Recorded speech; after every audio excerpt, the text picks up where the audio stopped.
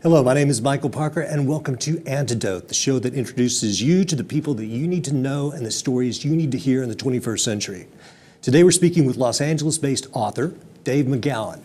Dave, your book, Weird Seeds Inside the Canyon. Laurel Canyon, Covert Ops, and the Dark Heart of the Hippie Dream. The 1960s is possibly the most written about decade of all time. And yet you managed to find fertile ground discussing Laurel Canyon. Laurel Canyon is this magical place that I think the people who have heard of it probably have the same visions that I did growing up, reading Rolling Stone, rock stars and parties and actors and swimming pools. Yet you depict it on the cover as a wash in blood. So there were many revelations to me in this book. So let's start with the primary revelation, which was Lookout Mountain Laboratories. Tell us about that.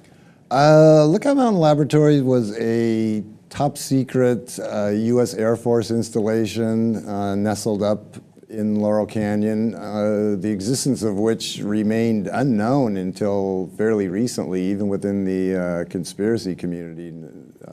Very few people seem to be aware of the existence of this facility, which remained operational at least through 1969 officially, and according to other sources, considerably beyond that, but certainly through 1969 during the peak years of the Laurel Canyon music scene, which was, a very curious discovery, to say the least, to find that nestled right in the middle of this bucolic hippie commune, so to speak, was a highly classified military establishment that was in full operation. When was that built? It was built World War II years, I believe, initially as a anti-aircraft installation to protect Los Angeles against a possible aerial attack during World War II, and then it morphed into a film studio at some point and was said to be the world's most complete self-contained film studio. So, okay, if it's a film studio for the Air Force, what were they developing? What were they shooting? What was the point? Well, the main purpose, according to various sources, was to process the raw film stock from the early atomic bomb tests, the nuclear weapons tests. But that doesn't really make a whole lot of sense, because, like I say, this was a fully operational film studio that capable of doing everything in-house. They had, every animation department, editing facilities, film vaults, sound stages, everything to make a film from soup to nuts. And, to process raw film stock, all you really need is a darkroom. Could have been anywhere. There was no need to fly that film all the way, to this remote outpost in Laurel Canyon that was a fully functioning film studio. So obviously there was a lot more going on there than what has been acknowledged. Whether we'll ever know the full scope of what was being done at this facility is, an open question. Well, one of the strange things in the book that you mention is that people like John Wayne, Marilyn Monroe, these guys had ID passes. What were they doing there? Were they narrating things? Why would they need to be a part of this? Yeah, some real heavyweights from Hollywood. Performers like Marilyn Monroe, John Wayne, as you mentioned. I think Jimmy Stewart, and very heavyweight filmmakers like I think John Ford and a couple others. Were involved. They had security clearance to work in this facility, and yet no one seems to know exactly what they did there, and they remained remarkably closed-lipped about it. Pretty much all of them, as far as I know, went to their deaths without ever even mentioning the existence of this facility, let alone that they had any association with it. So it was a very well-kept secret for a very long time. I've lived here for 20 years. 20 plus years. I had never heard of this, and now that I've seen it in your book, I think it's finally getting some play I believe Jared Leto just bought the house for like cool $5 million. Yeah, he did. Yeah, that was just in the paper not long ago, which is a bargain price actually. Considering I think so too. I mean, this is a huge facility that I mean, it had heliports and all kinds of stuff at one time, and I know it transitioned into residential housing for a while, and then it was bought by some entity that I believe operated it for a while as like a celebrity rehab center. You're right. And but most recently, it was just in the LA Times just within the last few weeks that Jared Leto has now purchased it as presumably as a private residence or maybe as an investment property. I don't know what he plans on doing with it. So we've got this strange covert military installation looming over Los Angeles. In Santa Monica, we have the Rand Corporation, another spooky entity. This all looms over LA and the burgeoning entertainment scene, which takes us to the real point of the story, which is the rock and roll that came out of Laurel Canyon. And certainly the most famous or enigmatic figure to emerge from that scene would have to be Jim Morrison, the Lizard King, the lead singer of The Doors. But he also had a very conspicuous father. Tell us a little bit about Jim and his father and their place in that strange saga. Yeah, Jim was certainly a larger-than-life figure, to this day, very, very iconic figure. Yeah, the curious thing about him is that his father was actually a very high-ranking Navy admiral, which that part was known prior to my work on this book. But what I discovered, which had not been previously reported, is that not just was he a Navy admiral, but he just happened to be the Navy admiral who oversaw the Gulf of Tonkin incident. He was the commanding officer of the ships involved in that notorious incident, which of course led immediately to the passage of the Tonkin Gulf Resolution, and then to the full-scale involvement of ground troops in Vietnam, and ultimately the deaths of some 60,000 Americans and countless millions of Vietnamese and Laotian and Cambodian people, all of which was a direct result of this so-called Tonkin Gulf incident, which Jim Morrison's father was a key figure, to say the least, in orchestrating that whole incident that quickly resulted in the U.S. being engulfed in a very, very bloody quagmire over there, and that happened just like within a year or so of the sun emerging on the Laurel Canyon Sunset Strip scene as this larger-than-life icon of the anti-war, peace movement crowd. So there was a very curious juxtaposition there, to say the least, that you have the father sailing off to, help choreograph this incident that drug America into this bloody quagmire, and then the son almost simultaneously emerging on the scene as this larger-than-life icon of the anti-war crowd. And never mentioning, of course, who his father was throughout his years of fame. He conspicuously avoided ever mentioning who his father was and what a key role he had played in. And we can only guess as to why that was, but there's a picture in the book that shows Jim, the young Jim, the collegiate Jim, very clean-cut, preppy almost, with his father on the bridge of the what's the name of the ship? Bonham Richard, I believe it was. Bonham Richard, which was the ship in the Gulf of Tonkin incident. Correct, yeah. So it gets even weirder because you discuss the fact that Jim, and I've had other people who are big Doors fans kind of confirm this to me independently, Jim was not really a likely candidate to be a rock star, and he wasn't even a musician. Yeah, he had no musical background at all, by his own account. He had never had much interest in music, even as a fan. He said he'd only been to like 1 or 2 concerts, in his life. He didn't really listen to a lot of music. He never viewed himself as a singer. Never learned to read or write music. Never learned to play an instrument. Even after he achieved fame with the Doors, he never learned to read or write music or play an instrument.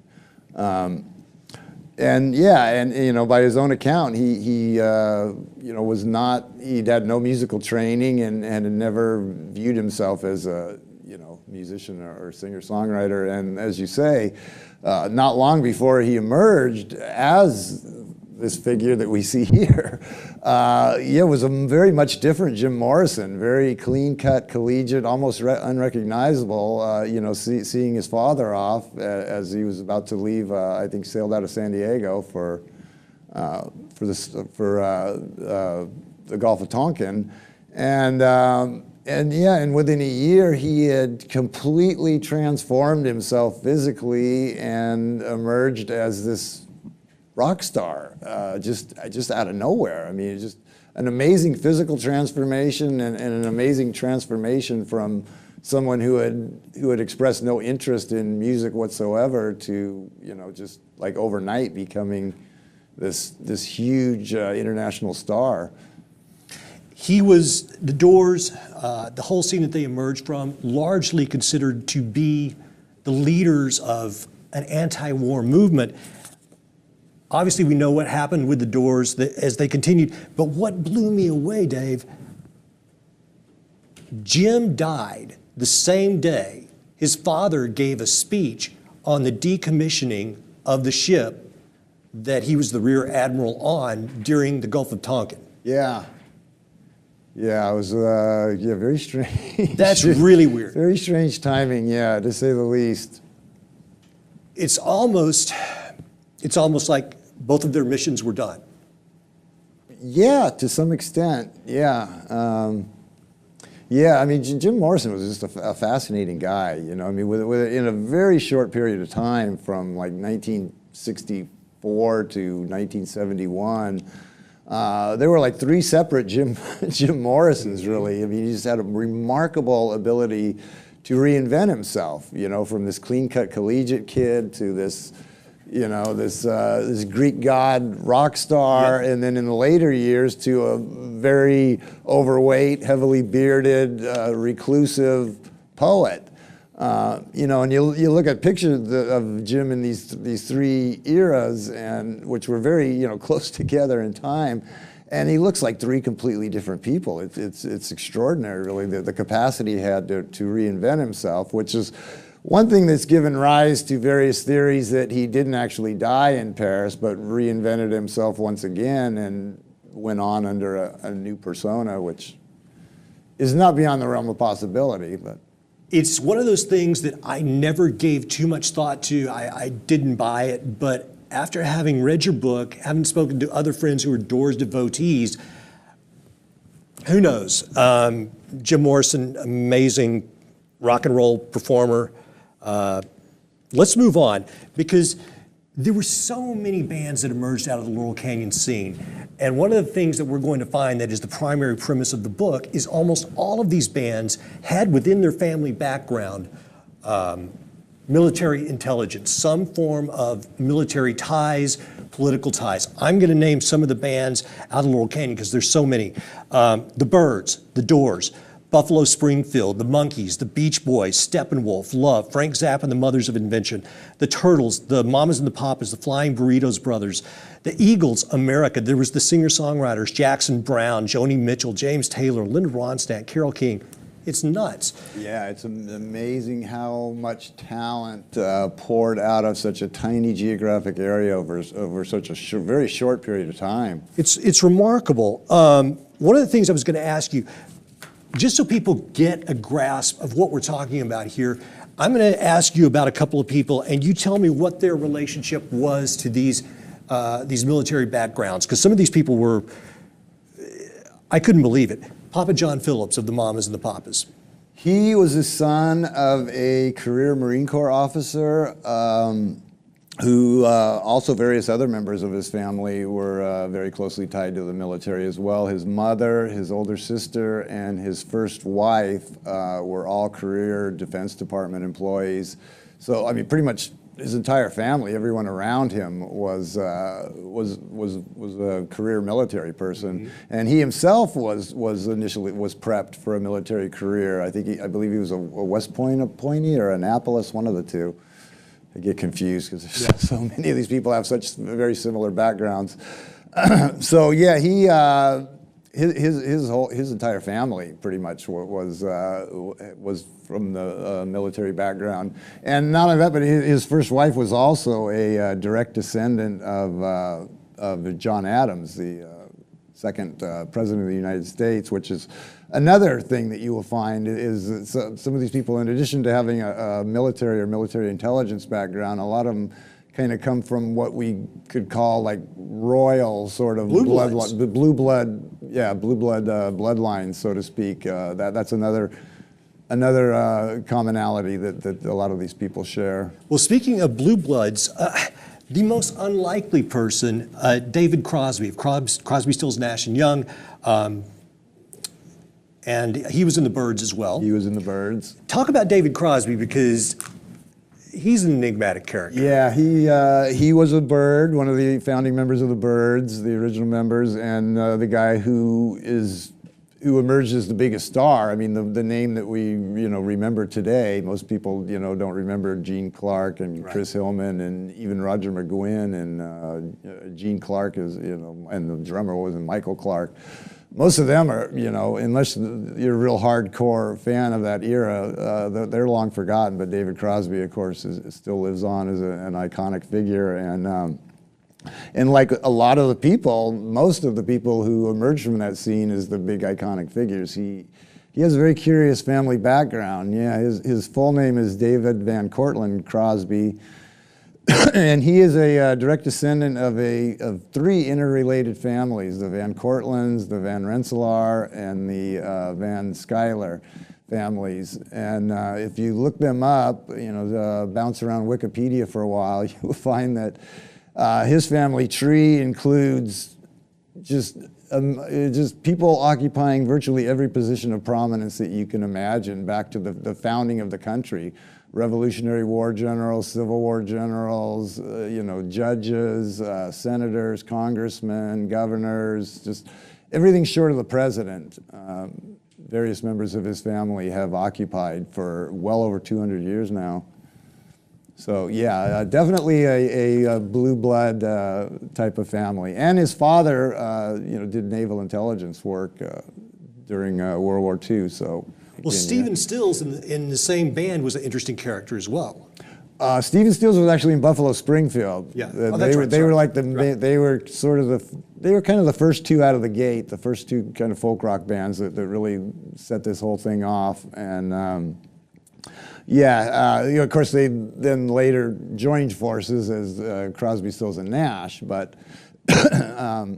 Yeah, Stephen Stills, his father appears to have been some type of a covert operative. He's described in various biographies as a mercenary or soldier of fortune or various euphemisms, and he spent a lot of time bopping around various hot spots in Central and South America where, just happened to be places where we had a lot of covert operations going on, and so Stephen moved around a lot, and to various grew up partially in military bases and military schools in and around Central America. So once again, one of the person who emerged as the sort of biggest figure from the original band, Buffalo Springfield. Yeah, once again has the same, which we find time after time after Frank time. Zappa. Frank Zappa, of course, the leader of the Mothers of Invention.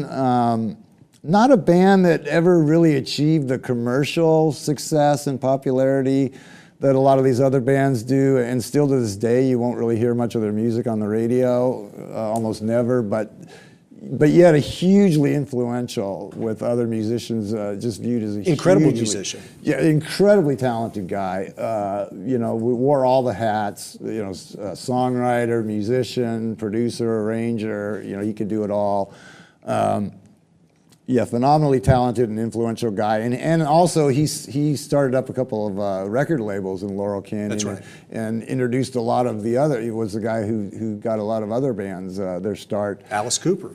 Alice Cooper, yeah, strangely enough, was, not really thought of as being a part of that Laurel Canyon scene, but yeah, sure enough, he was. The band was.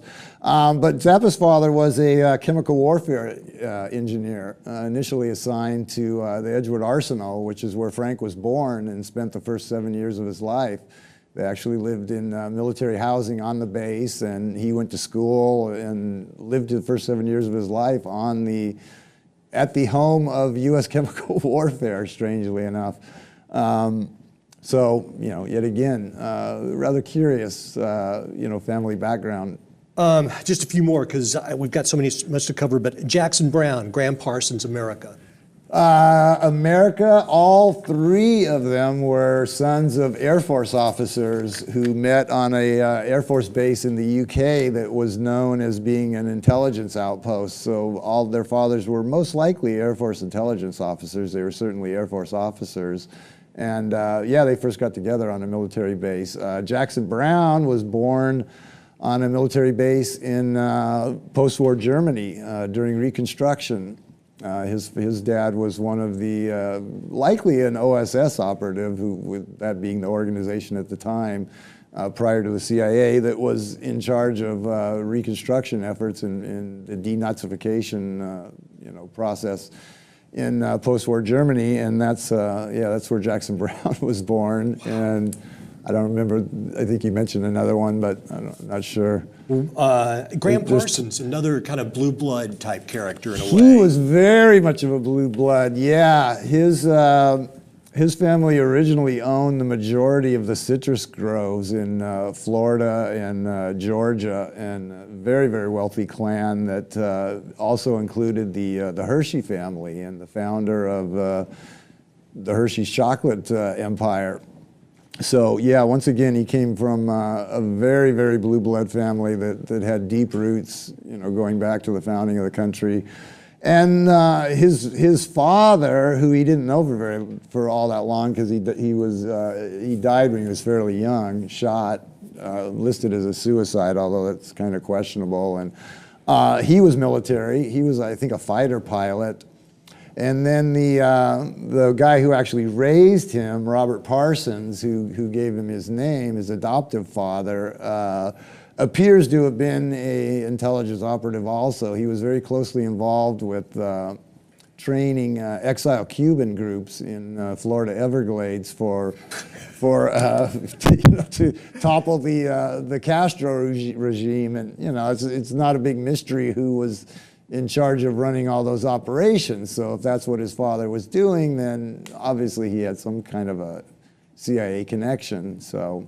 Okay, so we've got all of these people that moved to Los Angeles, and you make the point in the book that at this point in Los Angeles history, it was not the music center that it would become. At that point, it was New York, Nashville, Detroit. Detroit, yeah. Those were the primary music centers. Those were the main hubs, yeah. If you were going to want to do popular music of that period, those are one of the places you probably would have gone, but they all come out here.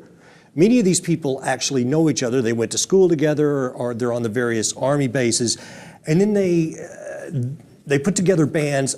For example, the Byrds. You point out in the book that the Byrds, frankly, were not that good in the beginning, and they didn't really have much gear. Did they share a space with Vito Polakis or something? Because that whole They used his Byrds, studio as a rehersal space. Yeah, tell us about that, because they just kind of accounts. blew up out of nothing, and there's weird people in the band that don't know how to play. Yeah, it was. If you really look at the beginning, the genesis of these bands, it doesn't really seem very organic, in the sense that these were just a lot of guys that were friends and fellow musicians that had similar musical interests and got together and decided to form a band, and just sort of a natural progression of things. This was more like some of these bands had definitely had the appearance of being cast, and the Byrds, which was the first one out of the gate, was probably the most obvious in that regard, in that their entire rhythm section literally did not know how to play their instruments. Their drummer had never picked up a pair of drumsticks in his life. He had played like bongo drums or something, and their bass player was a very accomplished musician, but he was a bluegrass mandolin player, and yet he was the guy that they drafted to be in the world's first folk rock band, to play bass, guitar. I mean, that makes no sense to me whatsoever. That, you know, and yet. And despite the fact that they, you know, most of them did not really know how to play their instruments and did not have, you know, professional quality equipment to even perform with, they were very quickly signed and provided with studio space and rehearsal space, recording space, got brand new instruments, and all of a sudden they were a band. And well, you mentioned in the book that not only did these bands spring up very quickly, but the club scene within Hollywood blew up. All of a sudden, you've got Pandora's Box and these various clubs. I guess the London Fog? London Fog, the Whiskey A Go-Go, the Kaleidoscope, the whole bunch. I mean, there was a bunch of them, some of which, you know, still remain to this day. The Troubadour, I think, is still there. And the whiskey, is the Whiskey still there? The Whiskey and the Troubadour still exists. But what you're saying is these bands come about very quickly. Very quickly. Dubious musicianship initially, but an infrastructure builds up around them. Correct, yeah. Clubs to play, venues to play, a radio station to play their music. The record labels, usually not ones to immediately fork out some cash immediately, are signing these bands right and left. And then you describe also another misnomer about kind of hippie culture in general was these characters, Vito Polakis' group, and how they kind of created the whole hippie aesthetic, and what was their role in making the bands further popular? Yeah, they are widely credited with people who were on the scene at the time as being the world's first hippies, the people who really started sporting the hairstyles and the clothing styles and just the whole attitude and whatnot that would become known as, you know, the hippies. Or they called themselves freaks, but you know, very quickly became known under other names, hippies and flower children and whatnot. And yeah, he's the guy. His troupe is largely credited with creating all that. And he was an older guy. He was already in his 50s, considerably older than the bands that he was hanging out with and the other people in his troupe. And basically, he led this dance troupe that was wildly popular in the clubs on the Strip. So much so that they'd be let in free to the clubs because the owners realized that they were the ones that were drawing the crowds. And they would put on these just wild and crazy dance performances that were just, you know, like just that nobody had ever seen before. You know, I mean, here come these people with these crazy hairstyles and clothing styles and doing these dance moves that nobody's ever seen before. I'm kind of picturing the twirling girls at like Dead concerts or something. And you know, a lot of people have acknowledged that they were one of the main, that they were the initial draw because, you know, these bands were unknown. They had just arrived in town, and all of a sudden they're getting signed and they're getting recording contracts, but nobody knows who they are. And all these clubs are just popping up like mushrooms along the Strip, but they're all new too. They don't have an existing clientele, and you know, people have no real compelling reason to go out to these clubs to hear these new bands that they've never heard of.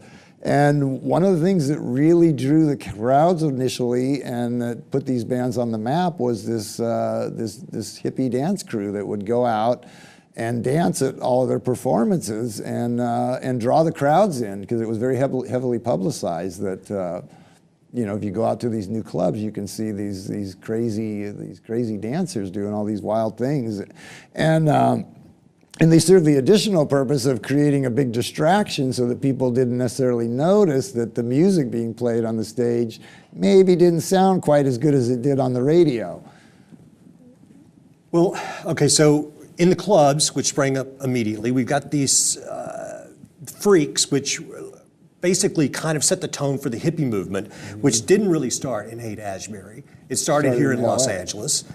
Then we also have the entrance of the Young Turks.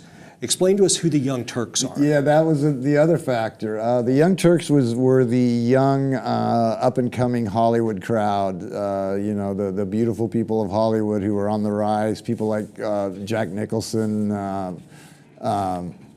Warren Beatty, Peter and Jane Fonda, Sharon Tate, Bruce Dern, Dennis Hopper.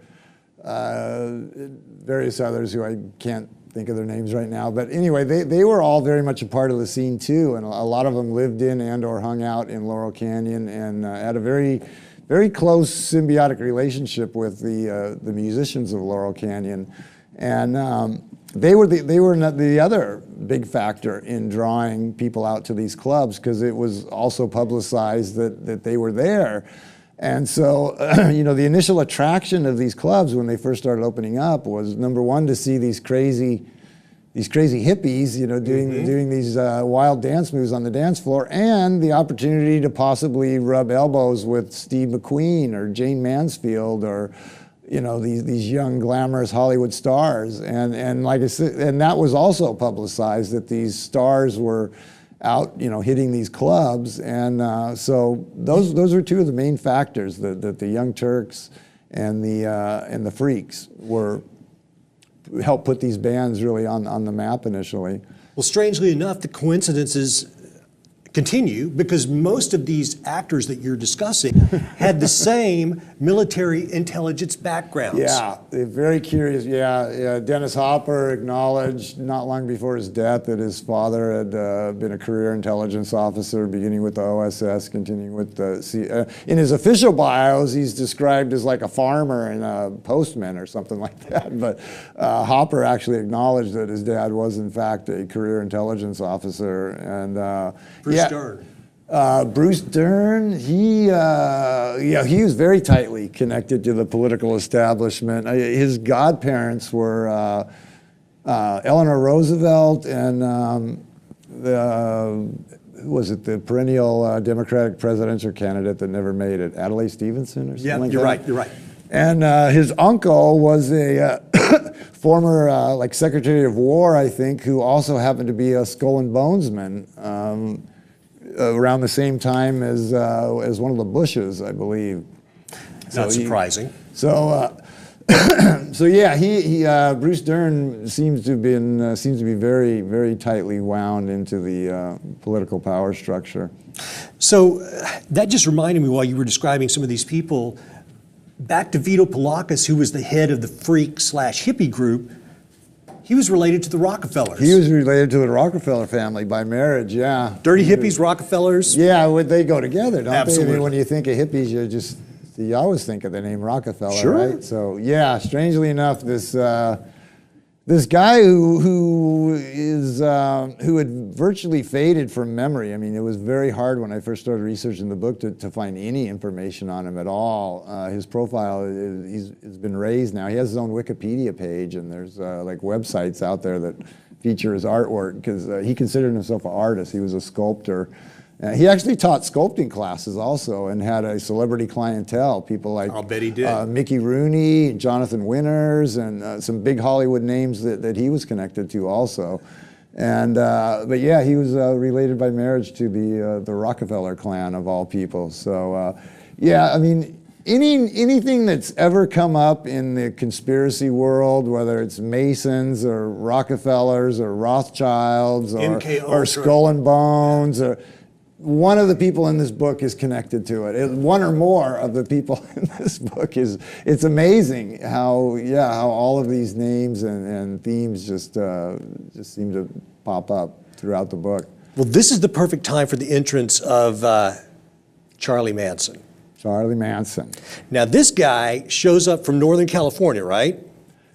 Well, he had been doing time in Terminal Island in San Pedro, and then when he was released, he first went to San Francisco and made the scene up there, and then, took his little magic bus and some of his followers and migrated down to L.A., and very quickly managed to integrate himself into the scene and be accepted by a lot of these people, although after the arrest, they just couldn't distance himself quickly enough from him. But you know, there are quotes in the book from the era of people who just were singing his praises left and right. I mean, Neil Young just talked about him like he was, you know, the greatest thing since sliced bread. And you know, Dennis Wilson of the Beach Boys was a huge fan and provided shelter. And the Mamas and the Papas were very close. Both John Phillips and Mama Cass were very closely connected. So close that they were on the initial witness list to be called as witnesses at the Manson trials, but were never called and managed to keep their names out of the press for the most part. So most people don't even realize that they were so close. They were close enough that they were actually included as witnesses. So yeah, he was very close to, as were other members of his family, of the Manson family. Bobby Beausoleil, one of his, top lieutenants.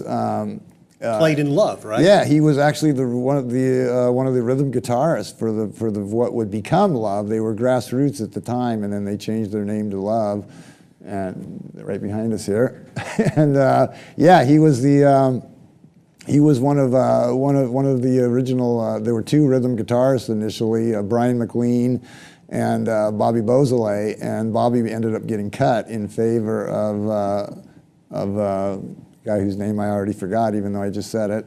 But one of the main reasons that he was cut in favor of Brian McLean, is because Brian McLean had a very close relationship with Vito Pelikas and the Pelikas crew, and so the band realized that they could use them to draw the crowds and build a name for themselves. There you go. So otherwise, Bobby Beausoleil might have stuck with them and carried on as a member of the band. So.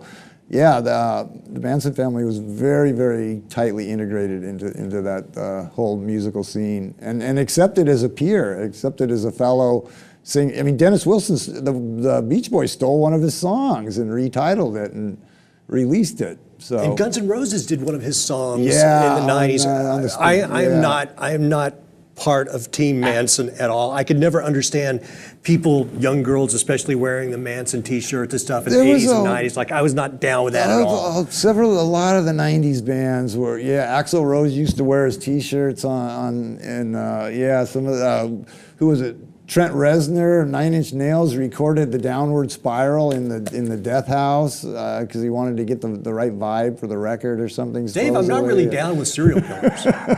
No? No. Speaking of blood, because there's more blood. It's all over the cover here. Ladies and gentlemen, this is the cover. Notice the blood. The Wonderland murders. The Wonderland murders. Also in Laurel Canyon. Right in Laurel Canyon. Yeah, the Manson murders actually occurred in Benedict Canyon, but all of the principals, both victims and perpetrators, were well known on the Laurel Canyon scene. And the Wonderland murders, which is the other probably the two most notorious to this day mass murders in the history of the city, were the Manson murders and the Wonderland murders. And the Wonderland murders were actually committed right in Laurel Canyon at the near the top of Lookout Mountain on Wonderland Drive. And the house is still in existence to this day. You can still drive by and look at it. It's unchanged, which is rather remarkable, because usually those kind of houses tend to be torn down and nobody wants to buy them or live in them. Like the Manson death house in Benedict Canyon was mowed down, and now there's this huge Mediterranean villa there. Have you seen it? It's I'm not hideous sure. eyesore. But the Wonderland death house still exists to this day. And both two very, very bloody mass murders, to say the least. Both of them involved 5 victims. All 5 died in the Manson killings, and one of the 5 survived the Wonderland bludgeonings. But those took place right in Laurel Canyon. To dealers who were selling to, like one of the guys from Three Dog Night, acknowledged in an interview that he had planned to be there that night to pick up his supply, and didn't make it. Luckily for him, perhaps. So so both of those murders are very, very closely connected to this scene that was supposed to be all about peace, love, and understanding, and flowers in your hair, and yet there's such a bloody and those are just the most high-profile deaths. Then there's all the individual, murders and suspicious deaths of people living in the canyon or very closely connected to it. Dave, within the book, you have an entire chapter devoted to the Laurel Canyon death list. And another strange thing is how many people that would go on to be these large stars had parents who committed suicide. Yeah, it was that remarkable. Somebody just asked me about that the other day, and which again, I mean, Yeah, well. very odd that, you know, and that was kind of like with Vito, you know, when I first started coming across his references to Vito, I'd find just like these little throwaway facts that, you know, he'd be mentioned like once or twice in an entire book, you know, and I'd never heard of the guy, and nobody that I talked to had ever heard of him, so I just kind of brushed it aside at first. But he kept coming up over and over and over, and eventually I realized this guy just was in too many places. You know, he was just happened to be in too many places at the time, and you know, he must have been more important than I thought. So then I went back and you know, researched him further and discovered that he was, you know, this hugely influential figure who was connected to the Rockefeller family and whatnot. And the same was true of the parental suicides. You know, at first I'd say, well, that's kind of interesting, but not necessarily relevant. But they just kept piling up, and there were so many of them that at some point I just figured there's something to this, because there's just this is happening way too often. And the most notorious case was one of the Manson family girls. I think it was Catherine Scher, but I could be mistaken, who actually had 3 parents commit suicide. I mean, that's setting the bar. Both of her natural parents committed suicide, and then she was put into the foster system and adopted, and one of her 2 adoptive parents committed suicide. So yeah, this woman endured 3 parental suicides in her life. And I mean, you could just only imagine how traumatic and you know, what kind of effect that would have on a kid. And yeah, there was a staggering number, really, of parental suicides. Well, let's circle back to the bands, because you may be asking yourself, all right, Michael, Dave, you guys are laying out all these coincidences, but what does it all mean? And it seems to me the premise of the book, first of all, the Hills are alive for the sound of weirdness. And it's very weird. And beyond that, it almost would lead one to believe that perhaps the players here were either groomed for the positions that they would soon take, or maybe they were duped by the establishment, and one asks themselves, well, to what end? And I believe you make the point, and I buy it, that perhaps the whole hippie movement was largely created, why? I believe to undermine the budding anti-war movement, which is, you know, one of the other. You mentioned one of the great misconceptions is that the hippie movement began life in Haight-Ashbury, which is the 99% of the people. If you ask them that, I'm sure that's what they would tell you. That was the birthplace and the sort of spiritual center of the hippie world, and it comes as a shock to a lot of people to find that it actually began a couple of years earlier right here in LA, you know, because that's just not what most people think of when they think of, you know, that era.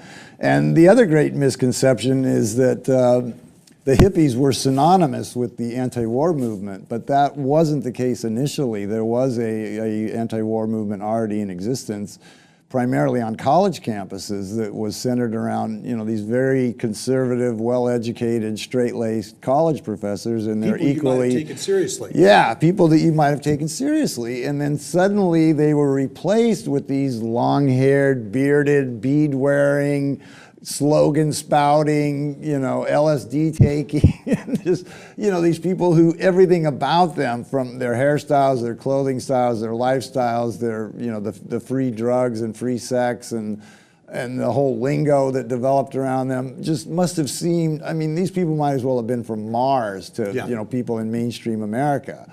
And I mean, I grew up idolizing them and wishing that I had been born sooner so that I could have been one.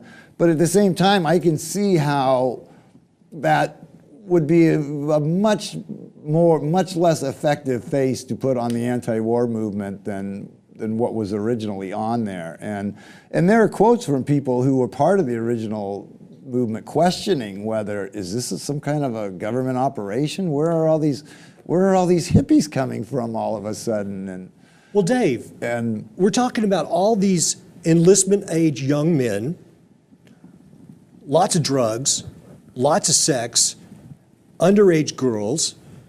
A, did any of these guys get drafted? B, did any of them do any time? Because, I mean, all of this is going on in plain view.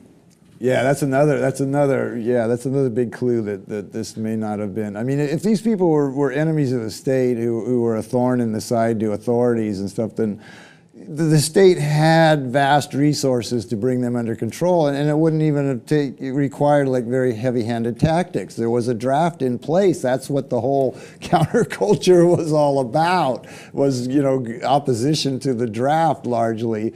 And yet, and most of these people making the scene were draft-age young men. Yes. And yet none of them had their careers in it, not one. Not even like some minor player, like some long-forgotten drummer for the Turtles or something. I mean, I literally could not find a single case of any of the Laurel Canyon musicians who had their careers interrupted by the draft, which is pretty remarkable given the time. It's incredible. And, you know, this was an era when the country had very harsh drug laws, and these people were not only openly using drugs, in some cases they were openly trafficking drugs. Yes. And again, they never got anything more than a slap on the wrist, if that, and you know, consistently walked away from what should have been very, very serious charges with you know, a slap on the wrist at most. So, you know, like I said, again, the state had the tools in place to rein these people in if they were, in fact, you know, becoming a thorn in the side to the status quo, but yet they were allowed to, you know, do their thing. There you have it, ladies and gentlemen. Is it possible that the hippie movement, the great classic rock that emerged out of Laurel Canyon in the late 60s, early 70s, was a put-on? I don't think we're saying that. These people were talented. You take a person like Brian Wilson, you take a person like Frank Zappa. These were brilliant musicians, but perhaps there was a hidden hand. Maybe there was an agenda, maybe these musicians were duped, but the amount of coincidences in this book is outstanding. Dave, thank you for coming on. I really appreciate it. Thank you very much for having me. This is new and different for me, so It's new and different for me too. Ladies and gentlemen. Hopefully it went well. The book, Weird Scenes Inside the Canyon, please pick it up. I want to thank you guys for joining us. This was our first episode. I hope you dug it. Please like and share our videos on YouTube or your social media of choice. My name is Michael Parker, and next week we will be back with Dr. Susan Snyder. We'll be talking about neuroethics and the rise of artificial intelligence. Until then, you, me, I, we are the antidote. I'm out.